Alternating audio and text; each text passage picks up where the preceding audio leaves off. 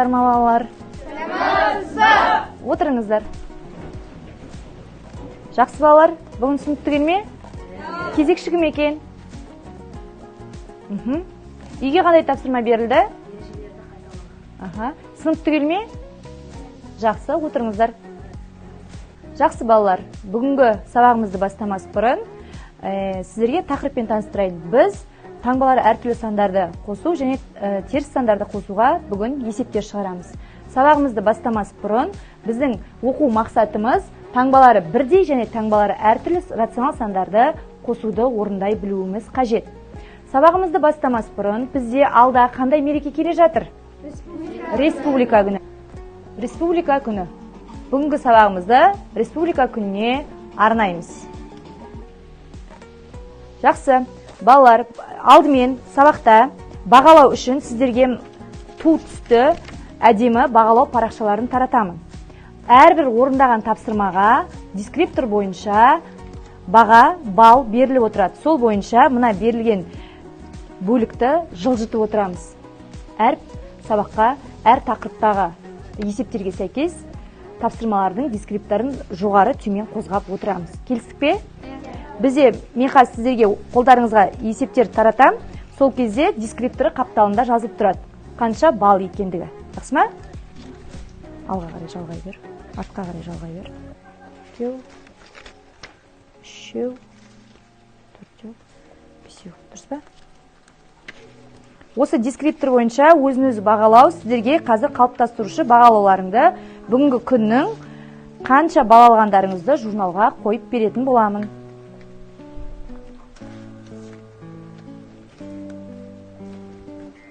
Жетті ме? Жақсы.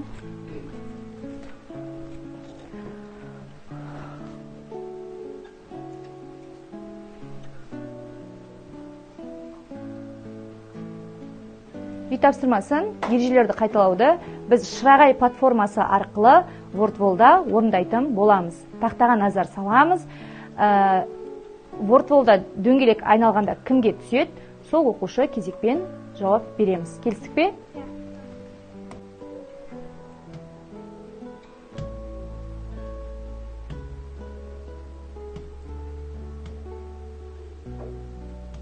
Үй тапсырмасын тексеру мақсатында сіздерге берілген өткен тақырыптың барлық ережелерін жаттауға берілген болатын, дұрыс па? Сол бойынша шырағай платформасындағы ұшқыр шырақ бөлімі арқылы сіздердің әр қайсыларыңызға жеке-жеке тапсырма берілетін болады. Мұқият отырамыз. Кәнекей, Ерасыл, оң сан дегеніміз не? Келсеміз ғой, ә? Жақсы, молодец. Жарайсың, өте жақсы, керемет. Бағалау парақшаңа бір балыңды қойып көр. Оң сан координаталық түсуде 0-ден 10-ға қарай орналасқан плюс таңбасымен берілген сан. Келесі. Мерей. Қарама-қарсы сандар дегеніміз Мерей? Қарама-қарсы сандар дегеніміз таңбалармен ажыратылатын сандар. Өте жақсы. Келсеміз ғой, ә? Иә. Жақсы. Келесі. Қайсар, дайын отырамыз. Рационал сандар дегеніміз?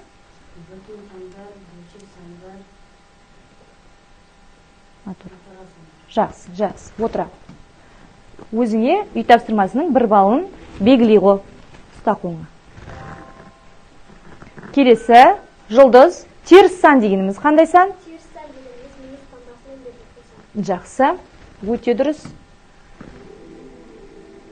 Отыра ғой. Ырысбек. Санның модулі дегеніміз не? Санның теріс санның модулі 10 санға тең. 10 санның модулі 10 санға тең. Бұның мағынасы модульден әрқашан 10 сан шығады деген сөз. Модульден әрқашан 10 сан шығады деген сөз. Және санның модулі дегеніміз өзі тұрған орыннан 0-ге дейінгі ара қашықтық. Жақсы. Отыра ғой. Раяна. Теріс рационал сандарды қосудың ережесі қандай? Модульдерді қосып шыққан санның алдына минус таңбасын қоямыз. Өте жақсы. Теріс сандарды қосу үшін сонымен олардың модульдерін қосып, шыққан санның алдына минус таңбасын қою керек екен. Жақсы. Келесі. Я, жігер. Оң санның модулі неге тең, жігер?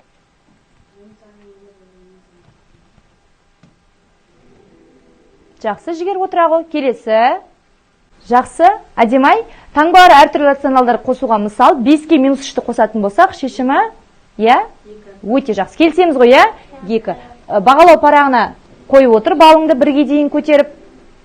Жақсы, ғибрат. Координаталық түсу дегеніміз? Санақ басынан оң жаққа қарай Бағытталған. кесінді. Бірлік кесінді таңдалған. Түзу. Жақсы, отыра ғой. Келесі. Жақсы, Асылмұрат. Теріс санның модулі қандай? Иә, оң санға тең. Жарайсың, отыра ғой. Жақсы, көбейсін санның модулі дегеніміз? Санның модулі санның координаталық тізімдегі нүктеге дейінгі ара қашықтығы. Жақсы. Әрқашан қандай болады санның модулі бізде? Жақсы, Ахмедияр, рационал сандар салыстыру. Оң сан мен теріс санын салыстырсақ, қайсысы үлкен? Теріс сан мен нөлдің қайсысы үлкен? Жақсы. 2 теріс санның қайсысы үлкен?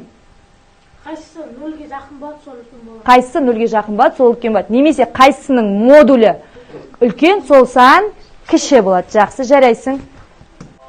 Рационал сандарды қосқанда, таңбалар әртүрлі сандарды қоссақ, қандай сан шығады бізде? Таңбаларға әртүрлі рационал сандарды қосқанда үшін модульді кіші модульді азайтып, үлкен модульдің таңбасын қоямыз. Жақсы, жарайсың, өте жақсы.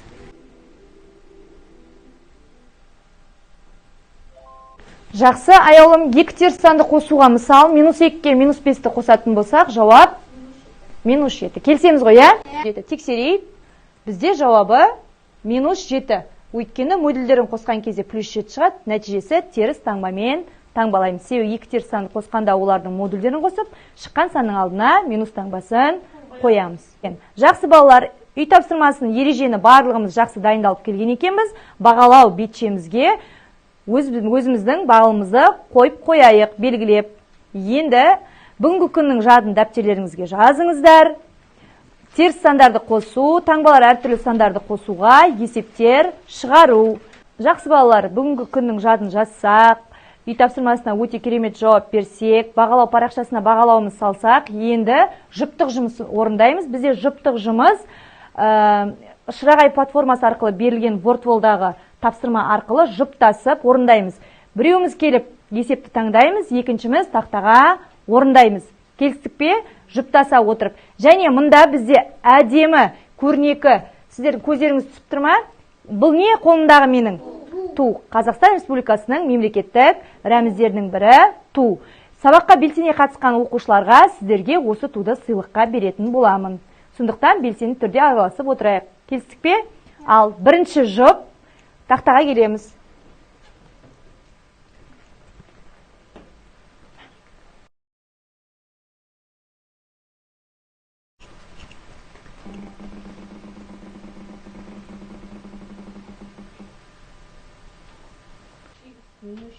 -78 қосамын, -78. Мәні?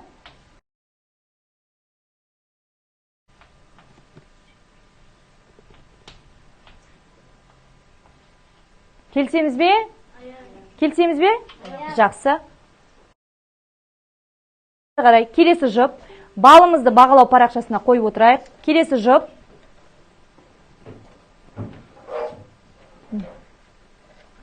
Айналдыр.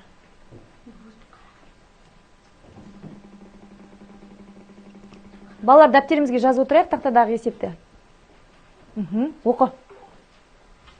-56 қосамын, -67.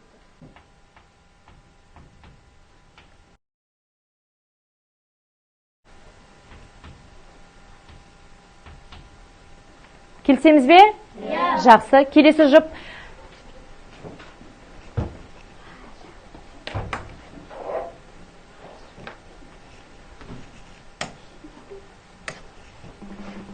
Ал. Тағы айналдыр жүр. Оқы. -4 қосамын, Қасына бар.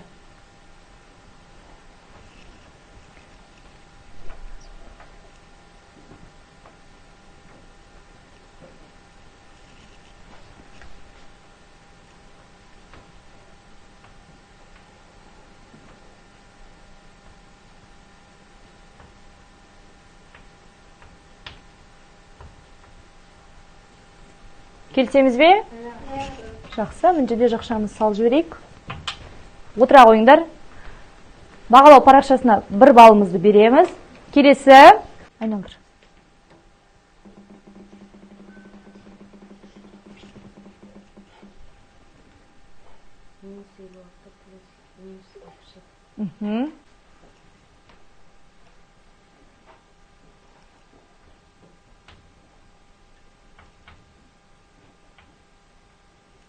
Дәптерімізге жазып отырайық, балалар.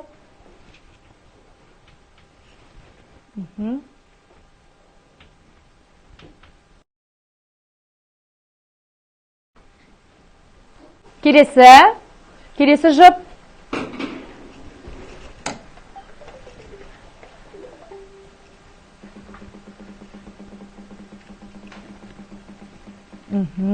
Оқи ғой. Мен 89 қосам, мен 69. Жақсы. Жақсы, ережені жақсы қолданып тұрмыз. Келесі жауабымыз біздің 158. Келесі жұп. Жақсы. WordWall программасы арқылы платформасындағы есептің келесі жұпқа түскен тапсырмасы. 2 балымызды қойып отырмыз ғой, өзімізге 2 бірлікке көтердік қой. Минус 456-ға қосамыз, минус 46-ны дейді.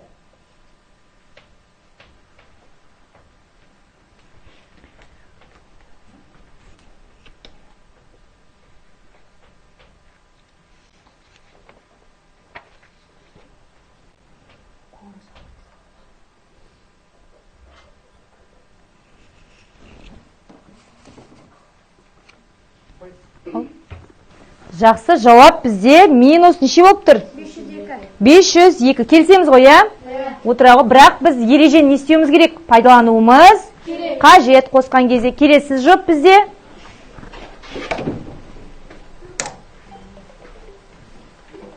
Айналдыра ғой.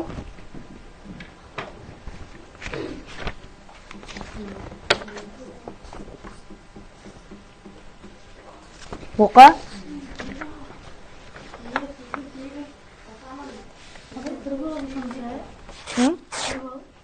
Екке барасын, екке көтерілесің. Бір-бірлік көтерілесің. Жақсы, бізде жауап.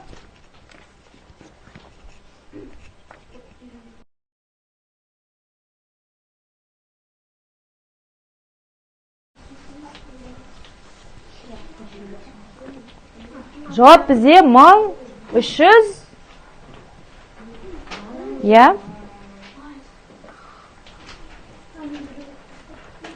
45. Өте жақсы. Отыра қойың. Біздің соңғы жұбымыз сіздерге есеп. Түсіріп отыр қолда қағаз. Оқиға.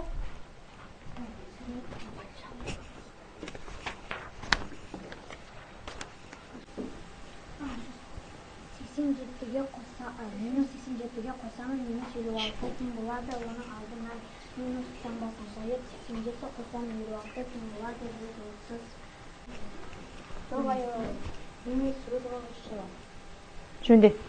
Жөнде ғой. Сонымен жауап бізде минус 143. Жақсы.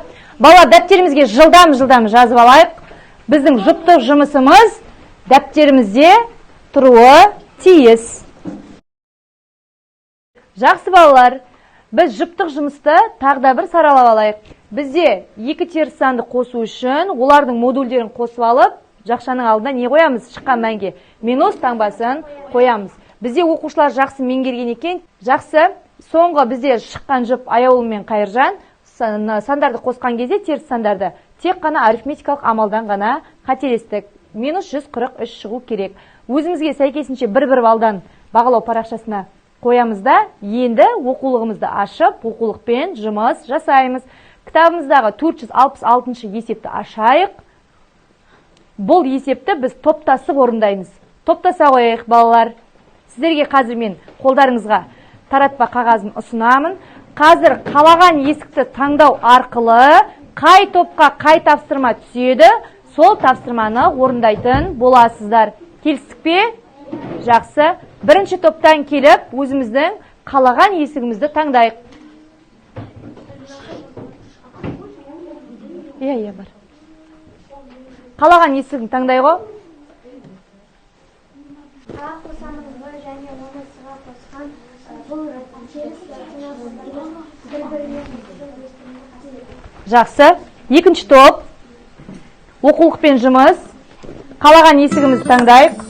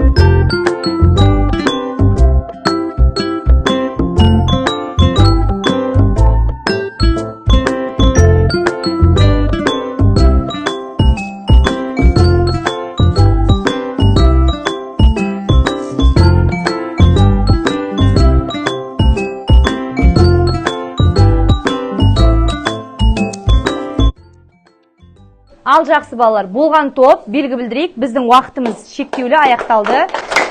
Өте жақсы. Үш топта қатар аяқтаған екен, олай болса, кезекпен әр есікті таңдаған оқушылар жеке-жеке бірінші топтан бастап келіп, есебімізді түсіндірейік. Келе қойыңыздар. Жақсы балалар, болған топтан әр қайсынан бір-бір оқушы келіп, тақтаға есепті түсіндірейік. Жақсы.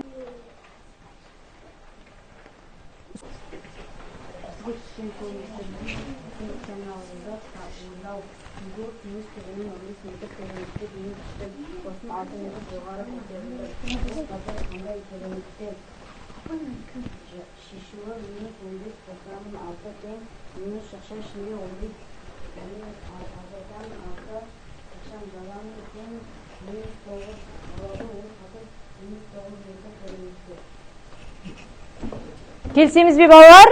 Иә. Ол -9, яғни 9 метр тереңдікте деп айтамыз. -9 демейміз, 9 метр тереңдікте. Өте жақсы, Қайсар. Саған да бүгінгі күннің керемет сыйлығы ұсынылады. Жақсы. Келесі топтан. Келесі топтан. Қай есік? Тапсырман қандай? Қаржы ма? Аружан ба? Аружан. Аружанның банк шотында 1200 теңге қарыз бар еді. Ол 2000 теңгеге салды. Қазір шотындағы қалдық қандай?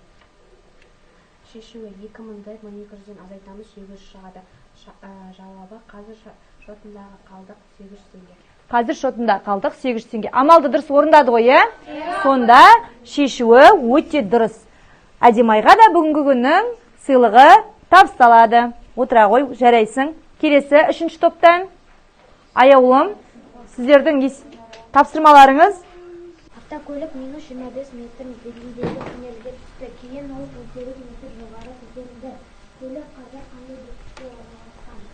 Көлік -25-ден -18-ді. Жауабы көлік қазір 7 метр биіктікте орналасқан.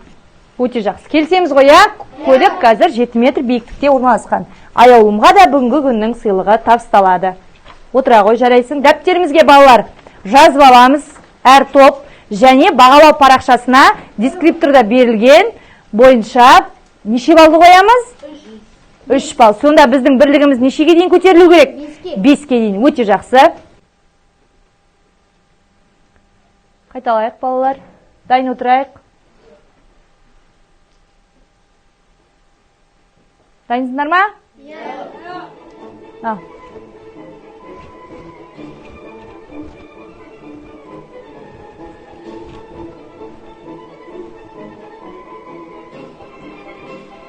Бірге бәрі, оң жақтан бәріміз бірге.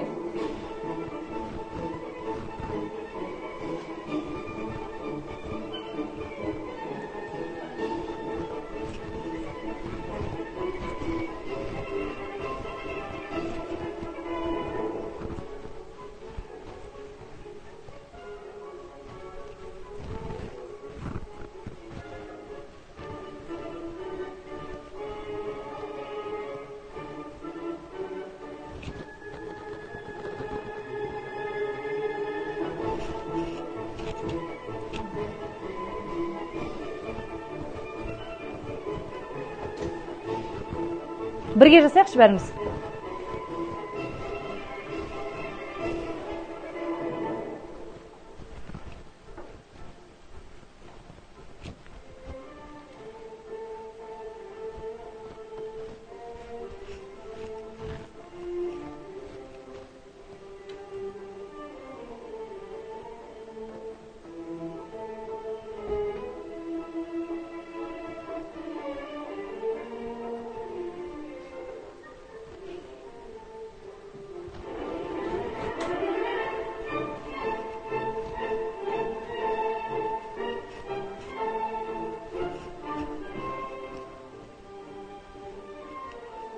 Оян. Оян.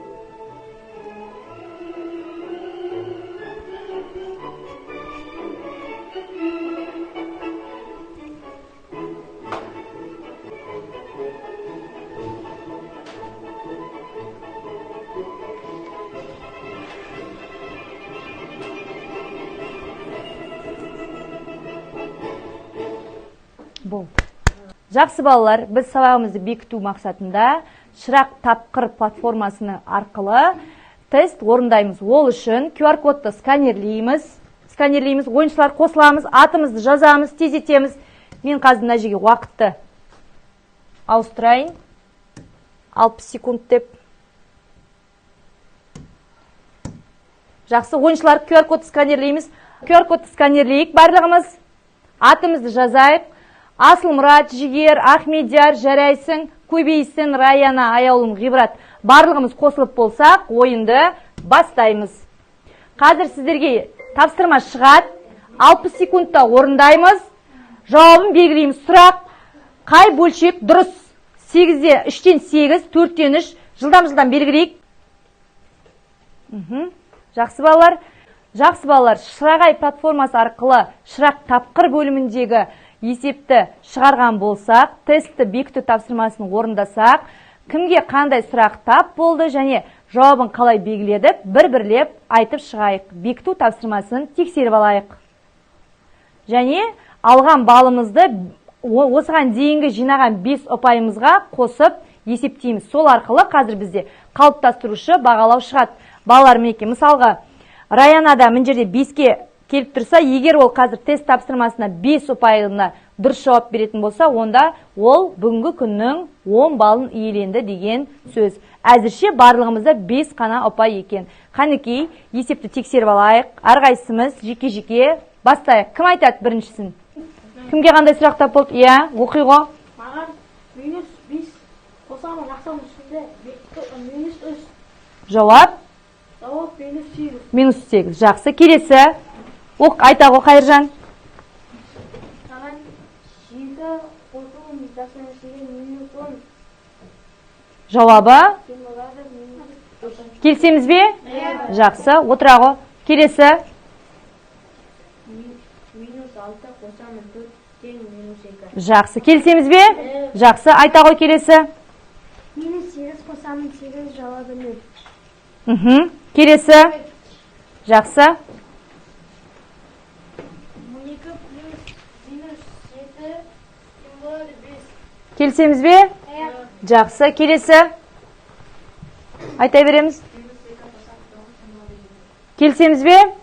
Жақсы балалар, сабақ осымен аяқталды. Сіздердің бағалау парақшаларыңыздағы бағаны қазір мен мектебідағы бағаларыңызға, қалыптастырушы бағаларыңа саламын. Бүгінгі күннің кері байланысын қандай деңгейде түсіндіңдер, сабақ ұнады ма, келіп белгілей қойыңыздар. Келе қойыңыздар. Әркім өзінің тұсына келіп атты жылжытсын. Келе қойын.